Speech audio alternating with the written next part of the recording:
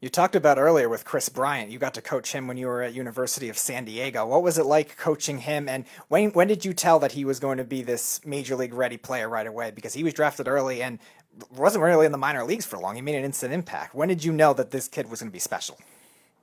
Yeah, Chris is special through and through. Just like I said about Austin, I mean, he's the complete package in terms of obviously ability, baseball ability, intelligence, character, ability to make adjustments, competitiveness, great teammate. And it didn't take very long. Like, in fall practice, I mean, we obviously saw him in high school and had to work really hard to get him to turn down a big signing bonus out of high school just to get him to college. And we were very fortunate to do that. And there's a couple of times along the way, it's just he was so consistent. You never looked at it and go like, man, what are we getting out of Chris today? You knew you were going to get 5 quality at bats. One of them was probably going to go over the fence. One of those at bats was going to change the game. Was a terrific defender, great base runner, and just like I said, really special human being. So his success hasn't surprised me at all because he's just so consistent on a daily basis as a person. As you guys know, we are now talking to University of Arizona head baseball coach Jay Johnson. Let's get into some MLB conversation because I know you're an MLB fan. You're a coach. You coach baseball all these years. I've had a problem with this whole Houston Astros situation. And I know there's a lot of insight. We've talked to a lot of coaches. They've had their own insight of the game and the cheating that went on with the Houston Astros. Do you have any thoughts right now when you look at the league and Rob Manfred, and do you believe that the MLB did the right thing as far as moving forward with this cheating scandal by the Houston Astros? It's hard for me to comment on without really knowing all of the facts. I know at that level, the highest level of Major League Baseball, that's really frowned upon. I think my take would be if a team is giving you advantages within the white line, for instance, like the catchers aren't disguising their signs with the runner on second base when a runner can just look into them, or the pitcher's showing you the baseball from the stretch and showing you the grip, or the catcher is setting up way too early. Like, for me, that's on the opponent. Like, if you can take advantages from inside the field, or the pitching coach isn't changing their signs, whatever, like, for me, that's all fair game. That's part of preparation and our jobs as coaches to put our players in position to be successful. I just think it goes to a different level when you're adding video technology and things outside the field to create your advantage. I don't think that's correct. I don't think it's fair. And I think they should have been punished for it. So with the information I have, that's kind of my thoughts on it. MLB released that it's going to come out with a 60-game season, 60 games in they think 70 days or something like that. It's crazy.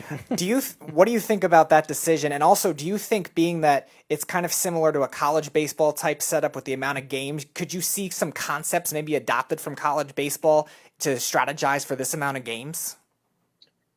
Yeah, I think it all remains to be seen, just like every day of our lives, right now, waking up with the reality of the coronavirus, of is it going to be able to get off the ground, how they're going to handle the off the field stuff and the health of the players. Like, I mean, I think let's all pray for the best, because it's going to be great to have baseball back.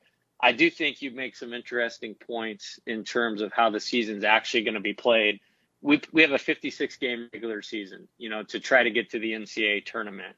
And we present that to our players as we're in a 56-game playoff. Like, every game really, really matters. And there's consequences on every pitch, every inning, every game. And it makes it a lot of fun. I think that's why you see a ton of energy played when you watch a college baseball game. I think you'll see more of that in the major leagues. I think you'll see, key relievers maybe coming in, maybe a little bit early, more of the closer in the 8th inning type thing to get that win that day. Better relievers pitching on back-to-back days. Maybe some more bunting, maybe some more risk-taking relative to, how offenses are called or managed. And I think it's going to be exciting. I really hope they can get it off the ground, because I think it shows you that every game is really, really going to matter. I think the Nationals got off to a horrendous start last year. Yep. Mm-hmm. Like, I don't think they would have been able to recover and make the postseason. So I think opening day urgency will be something that would be really kind of intriguing and fun to watch. And I hope they can all stay healthy and we can get to see how it plays out. As you guys know, we are talking to Arizona head coach, baseball coach Jay Johnson. Coach, a lot of the fans have been wondering, what are your thoughts to the DH moving to the National League in the near future? Do you like it or do you not like it? It's a good question. I'm on both sides of it. I think if I was a manager in the major leagues, I think it would be fun to manage in the National League because you double switches and, that pitcher spot continually coming up. But I'm also an offensive-minded coach, and it would drive me nuts every time a guy that can't hit is going up to the plate with runners on base. So, and the opportunity to get, a legitimate professional hitter in the lineup, I think is great. I think it's probably going to end up going that way someday. I think it'll probably allow some more position players opportunities to make it to the major leagues, which I also think is a good thing. So if I had to, gun to my head, had to lean on one, I'd say I think the DH in the National League is going to be a good thing.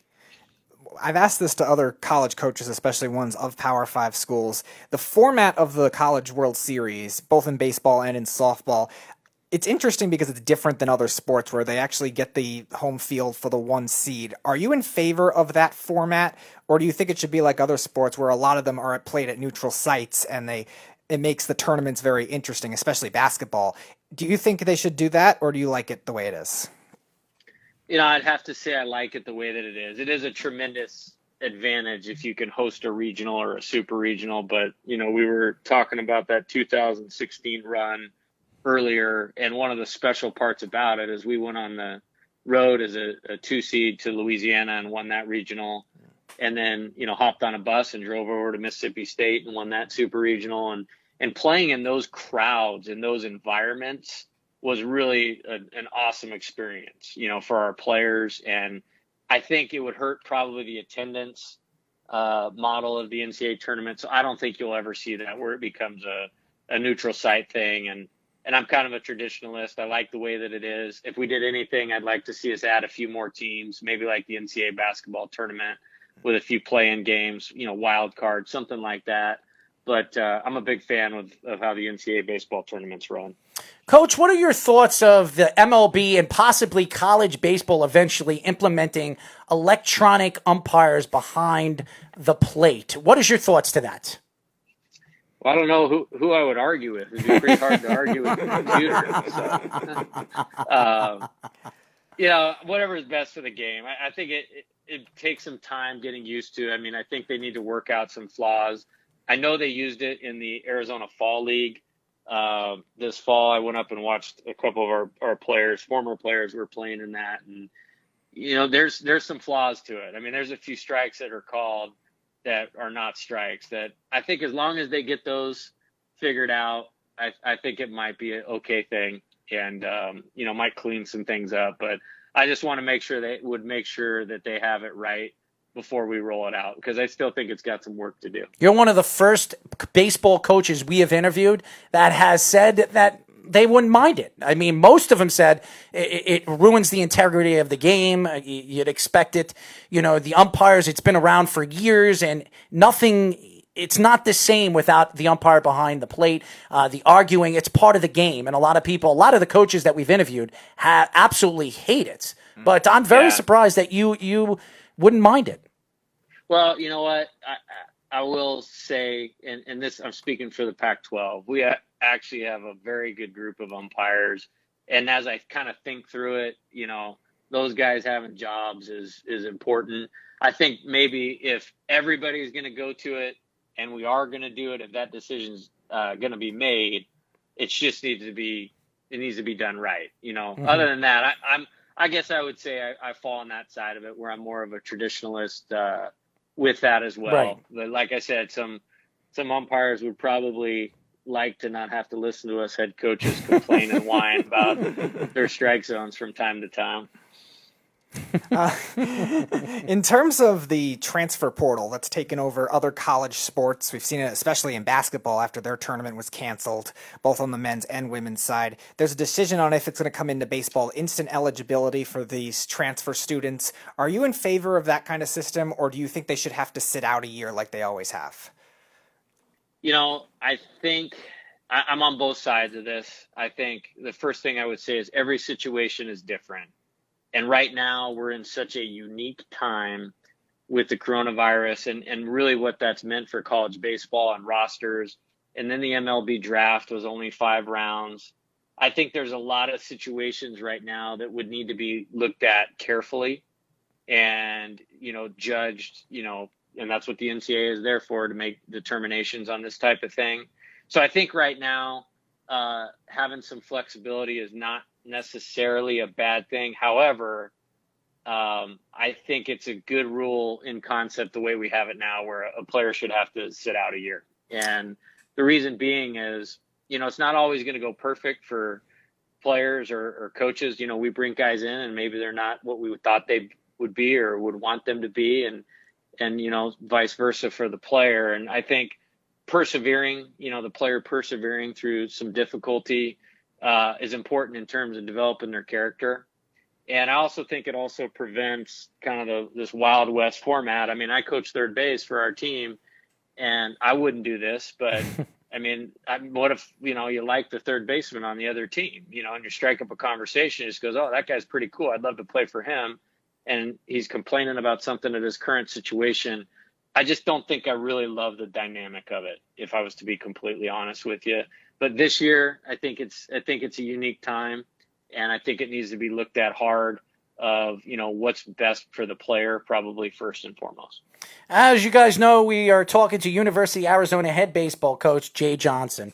Jay, why don't you tell the fans how they can find you on social media if they want to reach out? There's a lot of fans that follow our show that have some insight of some players that you might be interested in possibly recruiting. So how could they reach you on social media? I think, you have to forgive me, I think my tag on Twitter is UA Coach J. And if there are, left-handed pitchers that are 94 with 3 pitches and have a nasty attitude to win, and fast left-handed guys that can hit the ball in the gaps and really run and occasionally hit it over the fence, and really good shortstops that they know about, the University of Arizona is a great place. So. Well, that would be a lot of people, Coach. Not left-handed power pitchers, because they're very hard to find, but definitely when we look at some of the great young players that have come into the league over the years, and we look at coaches like you who have recruited guys like Chris Bryant and all the different players you've recruited over the years, you have an understanding on how to scout and how to recruit. So we could definitely respect somebody from your end of the other side of the baseball. So we really appreciate you joining us, Coach. And we'd hope to get you back on when the season starts and talk a little bit about Arizona baseball. Would love to do it anytime. Thanks for having me on, guys. Thank you, Coach.